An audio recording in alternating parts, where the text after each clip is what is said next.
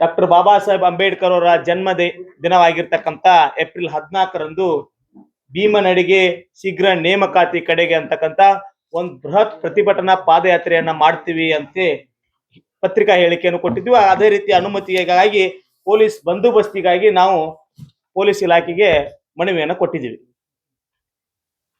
ತದನಂತರ ಪೊಲೀಸ್ ಇಲಾಖೆಯವರು ಸೂಕ್ತ ಬಂದೋಬಸ್ತಿಯನ್ನ ನೀಡಲಿಕ್ಕೆ ಸಮಸ್ಯೆ ಆಗ್ತದೆ, ನೀವು ಪರ್ಯಾಯ ಚಿಂತನೆಯನ್ನ ಮಾಡ್ಕೋಬೇಕು ಅಂತೇಳಿ ಹೇಳಿದಾಗ ನಾವುಗಳು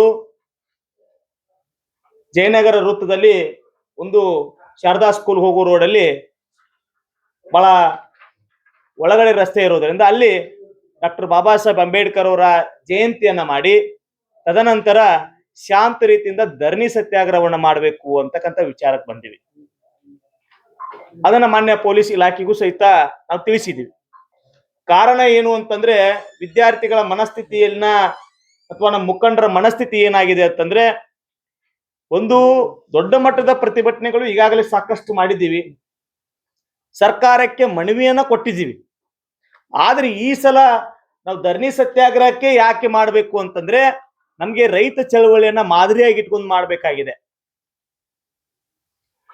ದೆಹಲಿಯಲ್ಲಿ ಏನು ಕರಾಳ 3 ಕೃಷಿ ಕಾಯ್ದೆಯನ್ನು ವಿರೋಧಿಸಿ ದೆಹಲಿಯ ಸುತ್ತಲೂ, ಅದು ಗಾಜಿಪುರ್ ಬಾರ್ಡರ್ ಇರ್ಬೋದು, ಟಿಕ್ರಿ ಬಾರ್ಡರ್ ಇರ್ಬೋದು, 1 ವರ್ಷಗಳ ಕಾಲ ನಿರಂತರವಾಗಿ ಶಾಂತ ರೀತಿಯಿಂದ ರೈತ ಚಳವಳಿ ನಡೀತು.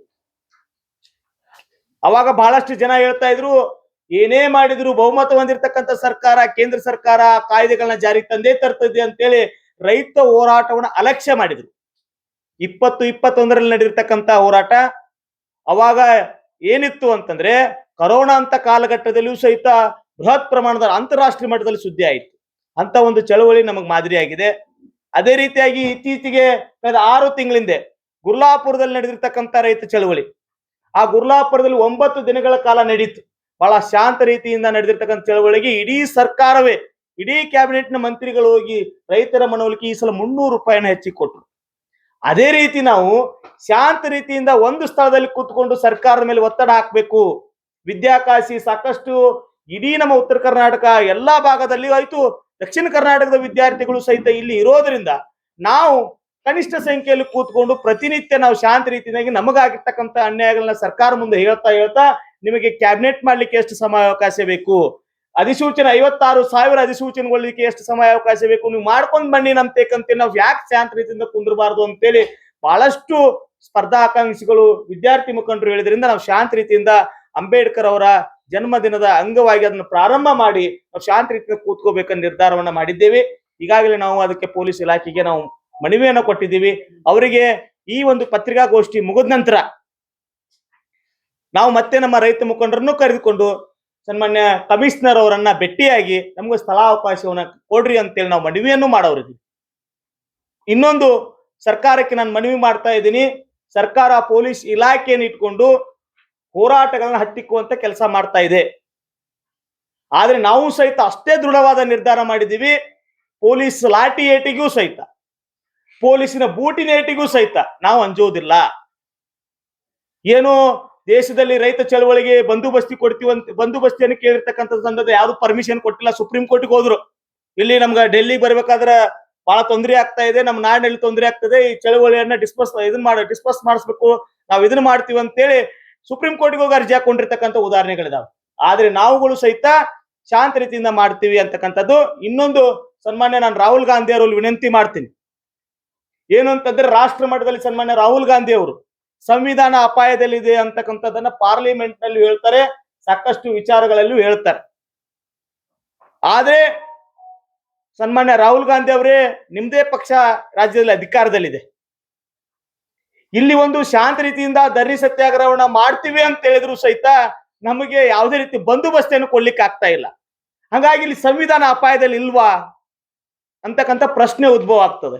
ಇನ್ನೊಂದು, ನಾವು ಶಾಂತ ರೀತಿಯಿಂದ ಕೂಡ್ಲಿಕ್ಕೆ ಪೊಲೀಸ್ ಬಂದೋಬಸ್ತಿ ಇಲ್ಲ, ಆದ್ರೆ ಈಗ IPL ನಡೀತಾ ಇದೆ. IPL ನಡೀತಕ್ಕಂಥ ಸಂದರ್ಭದಲ್ಲಿ ಎಷ್ಟು ಸಾವಿರಾರು ಗಂಟಲೆ ಪೊಲೀಸರನ್ನ ಇಟ್ಟುಕೊಂಡು ನೀವು ಬಂದೋಬಸ್ತಿಯನ್ನು ಕೊಡ್ಲಿಕ್ಕೆ ನಿಮ್ಮಲ್ಲಿ ಸಾಮರ್ಥ್ಯ ಇದೆ. ಹೊಸ ವರ್ಷ ದಿನಾಚರಣೆ ನಡೀತಕ್ಕಂಥ ಸಂದರ್ಭದಲ್ಲಿ ಕುಡಿದು ಹಾದಿ ಬೀದಿಯಲ್ಲಿ ಬಿದ್ದಿರ್ತಕ್ಕಂಥವ್ರನ್ನ ಅವ್ರ ಮನೆಗೆ ಹೋಗಿ ತಲುಪಿಸ್ಲಿಕ್ಕೆ ನಿಮ್ಗೆ ಬಂದೋಬಸ್ತಿಯನ್ನು ಕೊಡ್ಲಿಕ್ಕೆ ಪೊಲೀಸ್ ಇಲಾಖೆಯಲ್ಲಿ ನಿಮ್ಗೆ ಆಗ್ತಾ ಇದೆ. ಹಲವಾರು ಕೋಮು ಗಲಭೆಗಳನ್ನ ಸೃಷ್ಟಿ ಮಾಡಿಕೊಂಡು ರಾಜ್ಯದ ಶಾಂತಿ ಮತ್ತು ಸುವ್ಯವಸ್ಥೆನ ಹಾಳು ಮಾಡ್ತಕ್ಕಂಥ ಸಂದರ್ಭದಲ್ಲಿ ನೀವು ಎಷ್ಟೋ ಸಾವಿರ ಗಂಟಲೆ ಪೊಲೀಸರು ತಗೊಂಡ್ಕೊಂಡು ಬಂದೋಬಸ್ತಿಯನ್ನು ಕೊಡ್ಲಿಕ್ಕೆ ಆಗ್ತಾ ಇದೆ. ಒಂದು ಪ್ರಜಾಸತ್ತಾತ್ಮಕವಾಗಿರ್ತಕ್ಕಂಥ ಹೋರಾಟವನ್ನ ಮಾಡ್ಲಿಕ್ಕೆ ಬಂದೋಬಸ್ತಿಯನ್ನು ಕೊಡ್ಲಿಕ್ಕೆ ತಮ್ಗಲ್ಲಿ ಆಗ್ತಾ ಇಲ್ಲಲ್ಲ, ಅದು ಬಹಳ ನಿಷ್ಕ್ರಿಯವಾಗಿದೆ ಆಡಳಿತ ಅಂತಕ್ಕಂಥದ್ದು ಆಗ್ತಾ ಇದೆ. ಮುಂದಿನ ವಿಚಾರವನ್ನ ನಮ್ಮ ರೈತ ಮುಖಂಡರಾಗಿರ್ತಕ್ಕಂಥ ಶಂಕರ್ ಅಂಬ್ಲಿ ಅನ್ನಾರು ಮಾತಾಡ್ತಾರೆ ಅಂತ ಹೇಳ್ತಾ ನನ್ನ ಮಾತನ್ನು ಮುಗಿಸ್ತಾ ಇದ್ದೀನಿ.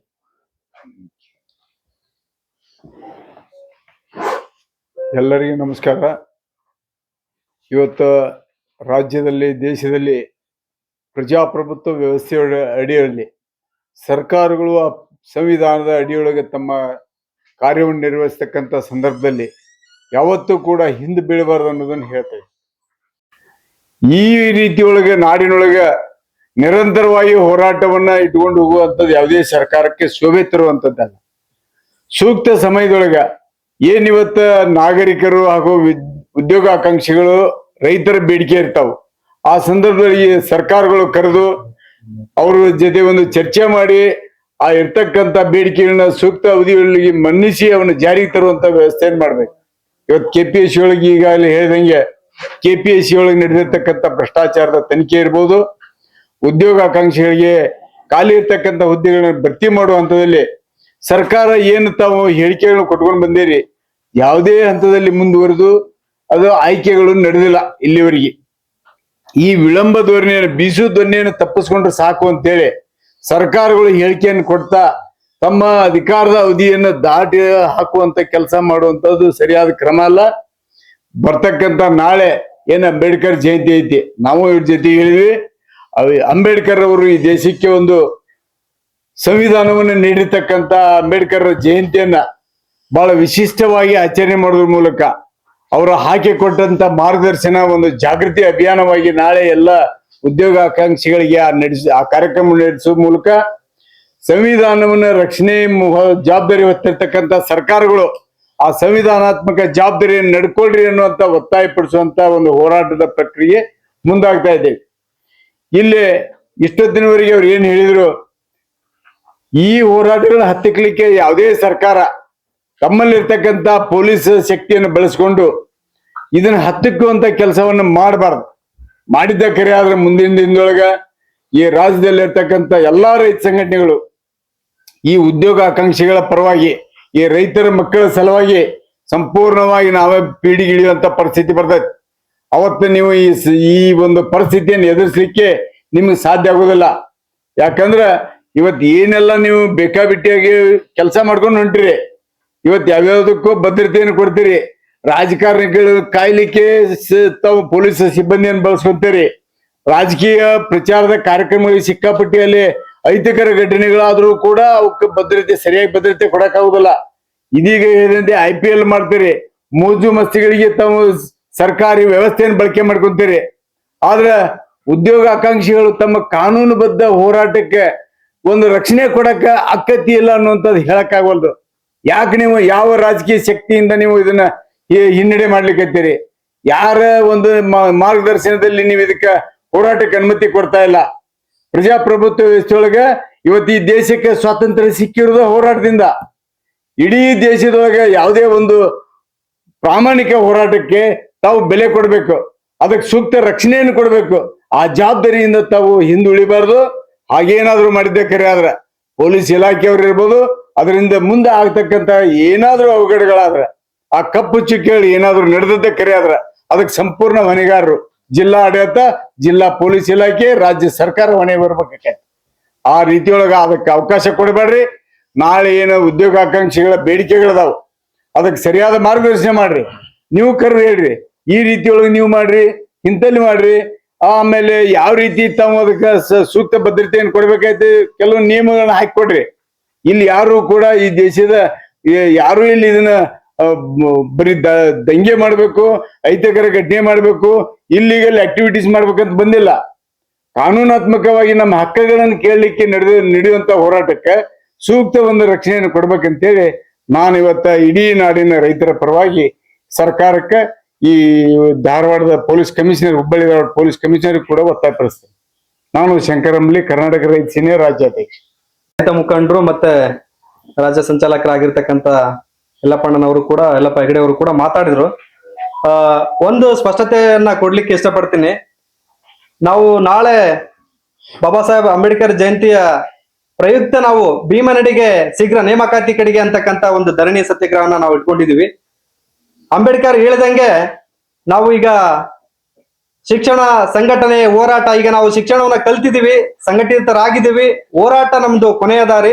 ಹಾಗಾಗಿ ನಾವು ಅವರ ಒಂದು ಆದರ್ಶಗಳನ್ನ, ಬುದ್ಧ, ಬಸವ, ಅಂಬೇಡ್ಕರ್ ಓಡಾಡಿರ್ತಕ್ಕಂಥ ನೆಲದಲ್ಲಿ, ಈ ಒಂದು ನಾಡಿನಲ್ಲಿ ನಾವು ಅವರ ವಿಚಾರಗಳನ್ನ, ಅವರ ಆದರ್ಶಗಳನ್ನ ಇಟ್ಟುಕೊಂಡು ನಾವು ಧರಣಿಯನ್ನ ಮಾಡ್ತಾ ಇದ್ದೀವಿ. ಇದರಲ್ಲಿ ಈ ಹಿಂದೆ ಅನೇಕ ಧರಣಿಗಳು ನಡೆದ್ರು ಕೂಡ ಇಲ್ಲಿರ್ತಕ್ಕಂಥ ಏನು ಧಾರವಾಡದಲ್ಲಿರ್ತಕ್ಕಂಥ ಏನು ವಿದ್ಯಾಕಾಶಿ ಅಂತಾನೆ ಕರಿತಕ್ಕಂತ ಒಂದು ವಾತಾವರಣವನ್ನ ನೀವು ಅಶಾಂತಿ ಮಾಡಿರಂತಕ್ಕಂತ ಅನೇಕ ಇಲ್ಲಿ ಇರ್ತಕ್ಕಂಥ ಇನ್ನುಳಿದ ಏನೋ ಸಂಘಟನೆಗಳು ನಮ್ಮನ್ನ ಸಂಘಟನೆಗೆ ಹೇಳಿದ್ರು, ಏನು ಪತ್ರ ಕೂಡ ಬರೆದ್ರು. ಹಾಗಾಗಿ ಈ ಒಂದು ಮಾಧ್ಯಮದ ಮೂಲಕ ನಾನು ಅವ್ರಿಗೆ ಹೇಳಕ್ ಇಷ್ಟಪಡ್ತೀನಿ, ನಮ್ದು ಯಾವುದೇ ರೀತಿಯಾದ ರೋಡ್ಗಳನ್ನ ಬಂದ್ ಮಾಡ್ತಕ್ಕಂತ ನಮ್ದು ಧರಣಿ ಅಲ್ಲ, ಬ್ಯಾನರ್ ನ ಹರಿತಕ್ಕಂತ ಇದಲ್ಲ. ನಾವು ಮೀಡಿಯಾದವರಿಗೆ ಆದಾತು ಅವರಿಗೆ ಬೈಯೋದು, ಅಸಭ್ಯ ವರ್ತನೆ ತೋರೋದು, ಪೊಲೀಸರಿಗೆ ಅಸಭ್ಯ ವರ್ತನೆ ತೋರೋದು, ಅವರ ಕರ್ತವ್ಯನಿಷ್ಠಕ್ಕೆ ನಾವು ಅಡ್ಡಿಪಡಿಸೋದು ಈ ಹೋರಾಟದ ಒಂದು ಲಕ್ಷಣವಲ್ಲ. ನಾವು ಅದನ್ನ ಮಾಡೋದು ಇಲ್ಲ. ಹಾಗಾಗಿ ನಾವು ನಮ್ಮ ಹಕ್ಕೊತ್ತಾಯ ಈ ಧಾರವಾಡದಲ್ಲಿ ಇದೇ ಕೊನೆ. ನಾವು ಗಾಂಧಿಯ ಡೂ ಆರ್ ಡೈ, ಮಾಡು ಇಲ್ಲವೇ ಮಡಿ ಒಂದು ಒಂದು ಉದ್ಯೋಗವನ್ನ, ಒಂದು ಉದ್ದೇಶವನ್ನ ಇಟ್ಟುಕೊಂಡು ನಾವು ಮಾಡ್ತಾ ಇದ್ದೀವಿ. ಹಾಗಾಗಿ ಇದೇ ಕೊನೆ. ಅಂದ್ರೆ ನಮ್ಮ ನಿರಂತರವಾಗಿ ನಮ್ಮ ಹಕ್ಕೊತ್ತಾಯ ಅಲ್ಲಿ ನೋಟಿಫಿಕೇಶನ್ ನೇಮಕಾತಿಯ ಏನು ಲೆಟರ್ ಅನ್ನ ಬಿಡುಗಡೆ ಮಾಡಬೇಕು ವೆಬ್ಸೈಟ್ ಅಲ್ಲಿ, ಅವಾಗ ಮಾತ್ರ ನಾವು ಆ ಧರಣಿಯನ್ನ ಕೈ ಬಿಡ್ತೀವಿ. ಇನ್ನೊಂದು, ಈ ಮುಂದೆ ನಮ್ಮ ಹುಬ್ಳಿ ಧಾರವಾಡ ದಲಿತರಿಗೆ ಏನಾರು ಇರ್ಬೋದು, ಅಂಬೇಡ್ಕರ್ ಜಯಂತಿ ದಿನಾನೇ ಇವರು ಮಾಡ್ತಾ ಇದಾರೆ, ಅಂಬೇಡ್ಕರ್ ಜಯಂತಿಗೆ ಎಲ್ಲಾರ ಒಂದ್ ಸ್ವಲ್ಪ ಏನಾರು ಇದು ಆಗುತ್ತೇನೋ, ಹಿನ್ನಡೆ ಆಗುತ್ತೇನೋ, ಇಲ್ಲ. ನಮಗೆ ಸಂವಿಧಾನವನ್ನು ತಂದು ಕೊಟ್ಟಿರ್ತಕ್ಕಂಥ ಬಾಬಾ ಸಾಹೇಬ್ ಅಂಬೇಡ್ಕರ್ ಅವರು ಈ ಒಂದು ಹೋರಾಟದಲ್ಲಿ ಕೂಡ ಅನೇಕ ದಲಿತ ಮಕ್ಕಳಿದ್ದಾರೆ, ಹಿಂದುಳಿದ ಮಕ್ಕಳಿದ್ದಾರೆ. ಎಲ್ಲರೂ ನಾವು ಕೂಡ ಸಂವಿಧಾನವನ್ನ ನಾವು ಗೌರವಿಸ್ತೀವಿ. ಯಾಕಂದ್ರೆ ಸಂವಿಧಾನವನ್ನ ನಾವು ಗೌರವಿಸಿದ್ರೆ ಸಂವಿಧಾನ ನಮ್ಮನ್ನ ಮುಂದೆ ಕಾಪಾಡುತ್ತೆ. ಆ ಒಂದು ಹಿನ್ನೆಲೆಯಲ್ಲಿ ನಾವು ಕೂಡ ಈ ಒಂದು ನಿರಂತರವಾಗಿ ಮಾಡ್ತೀವಿ. ನಾವು ಇನ್ನು ಒಂದು ಎಕ್ಸಾಂಪಲ್ ಹೇಳ್ಬೇಕಂತಂದ್ರೆ, ಈಗ ಒಂದು ಪೊಲೀಸ್ ಆಫೀಸಲ್ಲಿ 3-4 ಶಿಫ್ಟಿಂಗ್ ಕೆಲಸ ಅವರೇ ಮಾಡ್ತಾ ಇದಾರೆ. ಖಾಲಿರ್ತಕ್ಕಂಥ ಪೊಲೀಸ್ ವೇಕೆನ್ಸಿ ತುಂಬತಾ ಇಲ್ಲ. ಅನೇಕ ಆರೋಗ್ಯ ಇಲಾಖೆ, ಕಂದಾಯ ಇಲಾಖೆ, ಅಬಕಾರಿ ಇಲಾಖೆ ಸಿಕ್ಕಾಪಟ್ಟೆ ಖಾಲಿ ಇದಾವೆ. ಹಾಗಾಗಿ ಈ ಕೂಡಲೇ ಅದೇನೋ 56,000 ಪೋಸ್ಟ್ಗಳನ್ನ ಏನ್ ತುಂಬತ ಅಂತ ಹೇಳಿದ್ರಲ್ಲ, ಅವು ತುಂಬಬೇಕು. ಹಾಗಾಗಿ ಒಂದೊಳ್ಳೆ ನಮ್ಮ ಹೋರಾಟ ಇದೇ ಕೊನೆ. ಅವರು ತುಂಬವರೆಗೂ ಕೂಡ, ನೇಮಕಾತಿ ಆಗೋವರೆಗೂ ಕೂಡ ನಾವು ಸತ್ಯಾಗ್ರಹವನ್ನ ಬಿಡೋದಿಲ್ಲ. ಯಾರು ಹೇಳಿದ್ರು ಕೇಳೋದಿಲ್ಲ.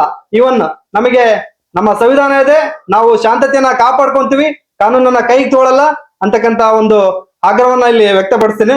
ನಾನು ನಾಗರಾಜ್ ಚಲವಾದಿ, ಈ ಧಾರವಾಡ ಜಿಲ್ಲೆದ SFI ಅಧ್ಯಕ್ಷರು ಮತ್ತು ಈ ಒಂದು ಕರ್ನಾಟಕ ವಿದ್ಯಾರ್ಥಿ ಸಂಘದ ಸದಸ್ಯರು ಕೂಡ. ಈಗ ಘಟನೆ ಕಾನೂನು ಬಾಹಿರ ಚಟುವಟಿಕೆಯನ್ನು ಮಾಡೋದಿಲ್ಲ, ಸರ್ಕಾರಕ್ಕೆ ನಾವು ಸ್ಪಷ್ಟವಾಗಿ ಹೇಳಕ್ ಬಯಸ್ತೇವೆ. ಅದನ್ನ ನಾವು ಪಾಲನೆ ಮಾಡ್ತೇವೆ.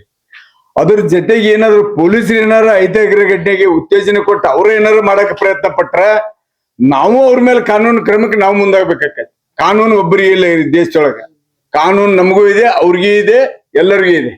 ಏನ್ರಿ, ಅವರು ಹೋರಾಟನ ಮಾಡಬಾರ್ದು ಅನ್ನೋದು ಘೋಷಣೆ ಮಾಡ್ಲಿ ಇಡೀ ಜಿಲ್ಲೆ ಒಳಗೆ. ಯಾರಿಗೆ ಹೋರಾಟಕ್ಕೆ ಅವಕಾಶ ಕೊಡೋದಿಲ್ಲ. 500 ಮಂದಿ ಆದ್ರೂ ಇಲ್ಲ, 5,000 ಮಂದಿ ಇಲ್ಲ. ಈ ಕಮಿಷನರ್ ಕೂಡ ಮಾತಾಡ್ತೇವೆ ಮತ್ತೊಮ್ಮೆ ಇಲ್ಲಿಂದ, ತಮ್ಮಿಂದ ಹೋದಿಂದ ಕಮಿಷನರ್ ಜೊತೆ ನೇರವಾಗಿ ಮಾತಾಡ್ತೇವೆ. ಉದ್ಯೋಗ ಆಕಾಂಕ್ಷಿಗಳಿಗೆ ಹೋರಾಟಕ್ಕೆ ಅವಕಾಶ ಕೊಡದೇ ಇದ್ರ ನಾವ್ ಇಡೀ ನಮ್ಮ ರೈತ ಸಂಘಟನೆಯವ್ರಿಗೆ ಕರ್ಕೊಂಡ್ಬಂದು ಅವ್ರ ಪರವಾಗಿ ನಾವು ಕೊಡ್ತೇವೆ. ಹೆಂಗ್ ಕೊಡೋದಲ್ಲ ನೋಡ್ತೇವೆ.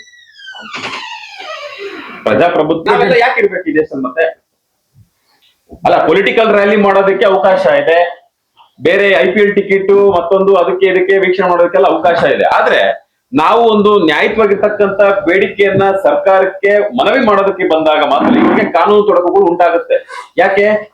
ಇವತ್ತು ಸರ್ಕಾರ ಕಾನೂನು ಸುವ್ಯವಸ್ಥೆ ಕಾಪಾಡಕ್ಕಿದೆಯೋ ಅಥವಾ ಸರ್ಕಾರದ ಪ್ರಭಾವಕ್ಕೆ, ಒತ್ತಾಯಕ್ಕೆ ಒಳಗಾಗಿ ಅವ್ರು ಹೇಳದಂತೆ ನಡ್ಕೊಳ್ಳೋದಕ್ಕೋಸ್ಕರ ಪೊಲೀಸ್ ಇಲಾಖೆ ಇದೆಯಾ ಇವತ್ತು ಅಂತ ಹೇಳಿ ನಮ್ಗೆ ಪ್ರಶ್ನಾರ್ಥಕತೆಯಿಂದ ಕಾಡ್ತಕ್ಕಂಥದ್ದು. ಬಾರಿ ಹೋರಾಟಗಳನ್ನ ಮಾಡಿದೀವಿ. ಇಲ್ಲಿ ಏನಾಗಿದೆ ಅಂತ ಹೇಳಿದ್ರೆ, ಹೋರಾಟ ಬೆಳಗ್ಗೆ ಪ್ರಾರಂಭ ಆಗಿ ಸಂಜೆ 5 ಗಂಟೆ ವೇಳೆಗೆ ಬರ್ತಾರೆ, DC ಮೇಡಮ್ ಬರ್ತಾರೆ, ನಮ್ಮ ಹತ್ರ ಮನವಿ ಪತ್ರ ತಗೊಳ್ತಾರೆ, ನಾವು ಸರ್ಕಾರಕ್ಕೆ ಗಮನಕ್ಕೆ ತರ್ತೀವಿ ಅಂತ ಹೇಳ್ತಾರೆ. ತದನಂತರ ಅದು ಡಸ್ಟ್ಬಿನ್ ಹೋಗುತ್ತೆ ಹೊರತು ಸರ್ಕಾರದಲ್ಲಿ ಪ್ರಮುಖರಿಗೆ ಅದು ವಿಚಾರಣೆ ಹೋಗೋದಿಲ್ಲ. ಸೊ ಆ ಒಂದ್ ನಿಟ್ಟಿನಲ್ಲಿ ನಾವು ಈಗ ನಿಶ್ಚಯ ಮಾಡಿದೀವಿ. ನಮ್ಮ ಸಂಘಟನೆ ಇರ್ತಕ್ಕಂಥ ಸದಸ್ಯರು ನಾವೆಲ್ಲ ಕೂಡ ಸುದೀರ್ಘವಾಗಿ ಚರ್ಚೆ ಮಾಡಿದೀವಿ. ರೈತ ಮುಖಂಡರ ಜೊತೆ ಚರ್ಚೆಯನ್ನ ಮಾಡಿದೀವಿ. ಈ ಹೋರಾಟ ಯಾವುದೇ ಕಾರಣಕ್ಕೂ ಕೂಡ ನಮ್ಮ ಬೇಡಿಕೆ ಈಡೇರ್ಬೇಕು. ನಮ್ಮ ಏನು 56,000 ಉದ್ಯೋಗಗಳು ಏನ್ ತುಂಬ್ತೀವಿ ಅಂತ ಇವತ್ತು ಸರ್ಕಾರ ಏನ್ ನಿಶ್ಚಯವನ್ನ ಮಾಡಿದೆ, ಈ ಕೂಡಲೇ ನೇಮಕಾತಿ ಪ್ರಕ್ರಿಯೆ ಪ್ರಾರಂಭ ಮಾಡ್ಲೇಬೇಕು. ಅಲ್ಲಿವರೆಗೂ ಕೂಡ ನಾವು ಯಾವುದೇ ಕಾರಣಕ್ಕೂ ಕೂಡ ಈ ಹೋರಾಟವನ್ನ ಕೈ ಬಿಡ್ತಕ್ಕಂತ ಪ್ರಶ್ನೆನೇ ಇಲ್ಲ. ನಮ್ಮ ಹೋರಾಟ ನಿರಂತರವಾಗಿರ್ತಕ್ಕಂತ ಮಾತನ್ನ ಹೇಳೋದಕ್ಕೆ ಇಷ್ಟಪಡ್ತೀನಿ. ಕನ್ಫ್ಯೂಷನ್